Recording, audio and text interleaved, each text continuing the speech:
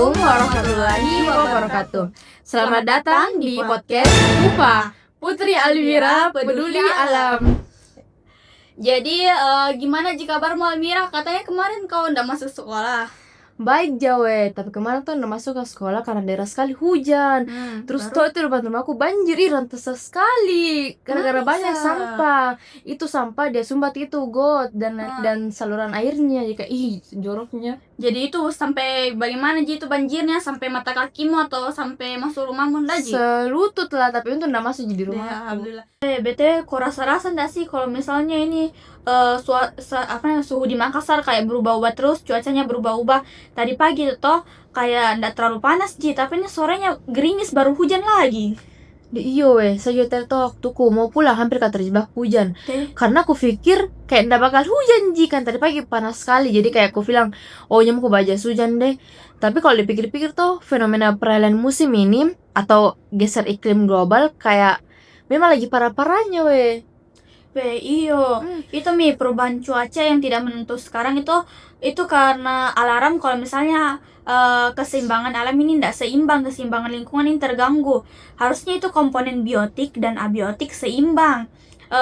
Karena pada dasarnya itu alam punya daya lenting kayak kemampuan untuk pulih sendiri setelah kena gangguan kayak perubahan lingkungan lah mungkin. Terus contohnya dia juga punya daya dukung di mana itu untuk memenuhi kebutuhan makhluk hidup di dalamnya. Jadi kalau terganggu terus ini keduanya pasti bakalan susah pulihnya ndak sih? Ingat juga itu materi tapi maksudku apa sebenarnya itu polutan terbesar yang bikin lingkungan kita berubah drastis begini? Nah, faktornya itu yang menyebabkan perubahan lingkungan itu ada faktor alam dan faktor manusia. Faktor alam itu contohnya itu seperti gempa, tsunami, banjir, dan longsor. Terus ada juga faktor dari manusianya. Faktor dari manusia itu contohnya kayak pembangunan liar, pembangunan industri, pertanian monokultur, penebangan hutan liar, sama pencemaran lingkungan yang dilakukan manusia sendiri kayak dia buang sampah sembarangan, dia buang limbah dari sisa cucian piring langsung begitu tuh. Oh, berarti yang bikin alam susah pulih itu karena faktor manusia? Iya, manusia itu kayak polutan terbesarnya sebenarnya itu karena dia itu kayak semena-menanya dia lakukan pembangunan liar yang tidak tertata. Terus tadi yang saya sebutkan pembangunan industri atau pabrik di mana-mana itu asap polusinya keluar terus ada pertanian monokultur di mana pertanian monokultur itu dia rusak unsur tanah yang ada. Terus ada juga penebangan hutan liar jadinya tuh kayak pasti banjir nggak sih karena akar dari pohon itu nggak bisa lagi serap airnya, itu tidak ada lagi pohon, jadi ujung-ujungnya memicu pencemaran lingkungan begitu deh. Oh, kalau soal macam-macam polutan ingat kan ada 3 jenis itu, ada 3 jenis polutan. Nah, polutan pertama itu polutan fisik kayak sampah plastik, kaleng, dan botol. Terus polutan kedua itu kimia kayak pestisida, pupuk buatan, atau aerosol. Terus yang terakhir tuh kalau nggak salah polutan biologi deh, itu cuma cocok. Polutan biologi tuh kayaknya bakteri yang merugikan, alga, atau gulma. Betul, jadi pencemaran lingkungan itu kalau kita bagi sebenarnya ada 4 macam jenisnya, yaitu pencemaran udara, pencemaran air, tanah, dan suara. Jadi kita bedah satu-satu deh biar kelihatan contoh nyatanya di sekitar kita. Kau tahu nggak sih bagaimana? Kalau menurutku pencemaran udara itu yang paling sering kita rasakan itu gas CO2 dari asap knalpot kendaraan yang bikin efek rumah kaca dan pemanasan global. Terus ada juga gas CFC dari ACC rusak atau kulkas lama yang bikin lapisan ozon menipis. Oh iya, ada juga gas SO2 dan NO2 dari pabrik batu bara yang bikin hujan asam, sama gas sama gas CO dari mesin mobil yang bisa bikin gangguan peredaran oksigen atau lupa sebutannya. Asfiksia. Oh iya, sangat lupa sebutannya. Oh iya, saya juga tadi kayak salah karena kayak bingung gitu. Iya, itu kalau sampai terhirup manusia, aduh. Mati bisa mati. Atau enggak separah itu juga sesak nafas. Sesak nafas lah. Dewe tahu kerennya kok hafal sekali. Nah, Kalau yang ku tahu nah, kalau jenis yang kedua itu pencemaran air itu contohnya kayak limbah pertanian, kayak sisa-sisa pupuk yang mengalir ke danau. Kau tahu nggak sih, kayak pasti itu petani mau cepat sekali tanamannya tumbuh, jadinya tambah itu pupuk-pupuk toh, jadinya tersalur itu pupuk-pupuk buatannya, zat-zat kimianya ke danau. Itu bisa memicu kayak yang namanya eutrofikasi atau blooming alga, dimana itu banyak sekali tuh alga-alganya tumbuh semua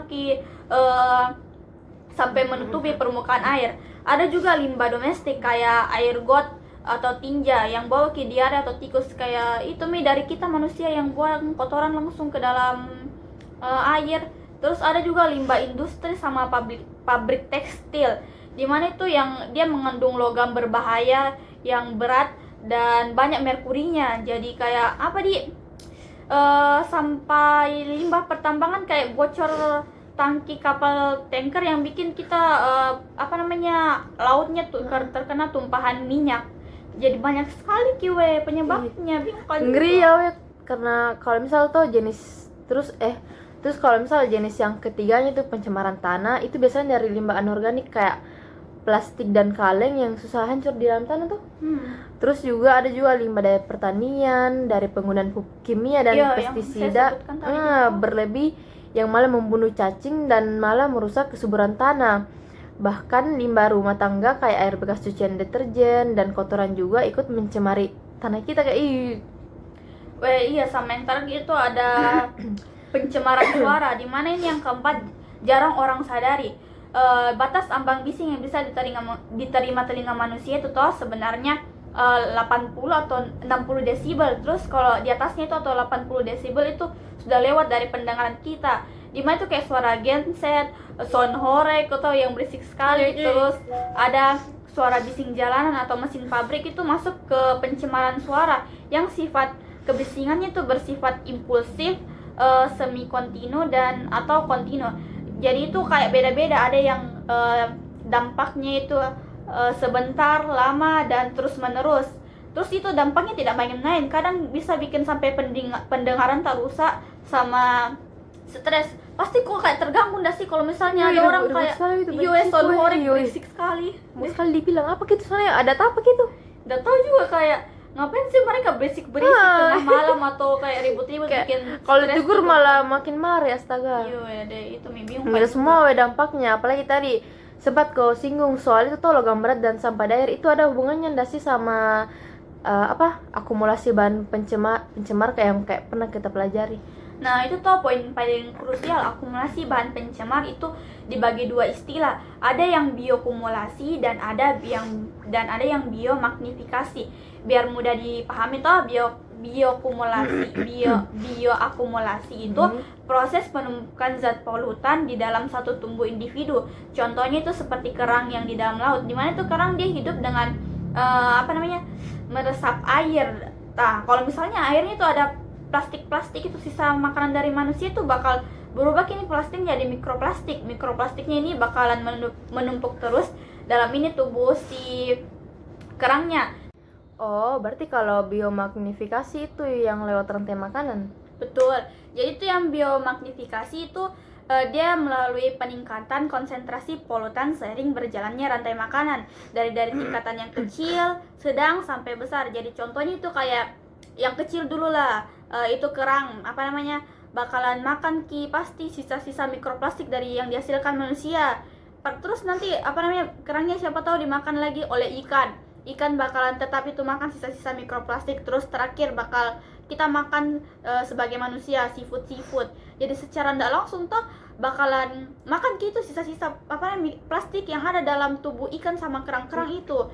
Jadinya tubuh kita tuh bakal mengandung mikroplastik yang dapat buat kita keracunan juga, buat kita bakalan susah lah begitu. Ngeri sekali ya karena kayak kesannya senjata makan tuan. Terus kalau kondisinya kayak seperti ini, apa usahanya untuk mengatasi pencemaran yang bisa dilakukan kayak khususnya untuk kita ini anak SMA?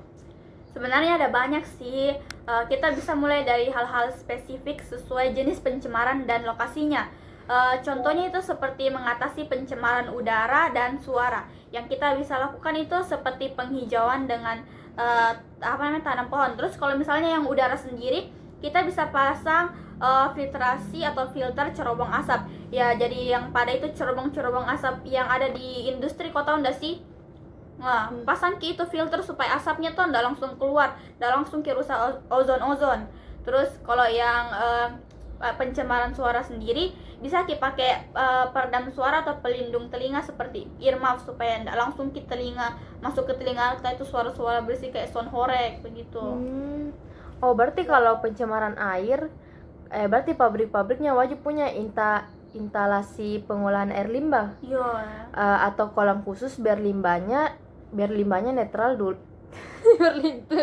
biar limbahnya netral dulu kayak sebelum dibuang gitu. Iya, penting sekali tuh IPAL karena kayak apa ya bakalan bantu banget kini dalam memproses limbah-limbah jadinya nggak boleh ya buang sampah sembarangan di sungai. Betul.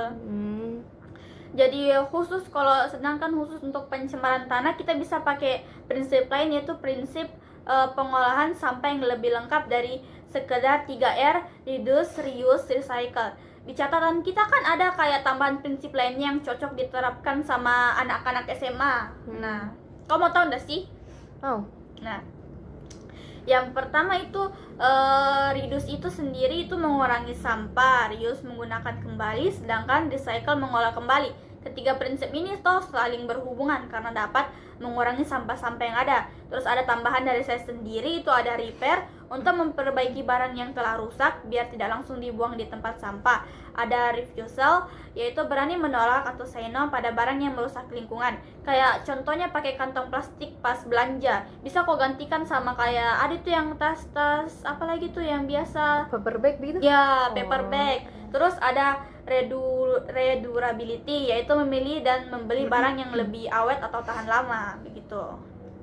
Gila ya karena kenapa obrolan kita itu yang dari awalnya bahas cuaca Makassar yang labil dari pagi, ternyata ujung-ujungnya bisa kayak sedalam dan serinci ini, kayak betul-betul semua dijelaskan. Saya juga expect kayak panjang sekali itu pembahasan tak. Terus tapi kayak seru ya karena jadi makin paham kalau langkah kecil itu kayak nolak plastik sekali pakai, itu pengaruhnya kayak besar sekali buat bumi. Betul sekali weh. Terus kayak mau kasih tambahan yang terakhir, nah apa aja toh? Nah, tambahan terakhir toh ada replacement, yaitu bisa mengganti barang-barang yang merusak lingkungan dengan yang ramah lingkungan. Kayak yang kau contohkan tadi toh kayak paper bag, goodie bag, yang lain-lain supaya lingkungan terasa lebih stabil lah, lebih terhindar dari pencemaran. Terus ada reconstruct, yaitu merakit atau membangun kembali barang-barang bekas jadi fungsi baru. Dan terakhir itu ada recovering, yaitu memulihkan kembali energi atau fungsi lingkungan yang rusak.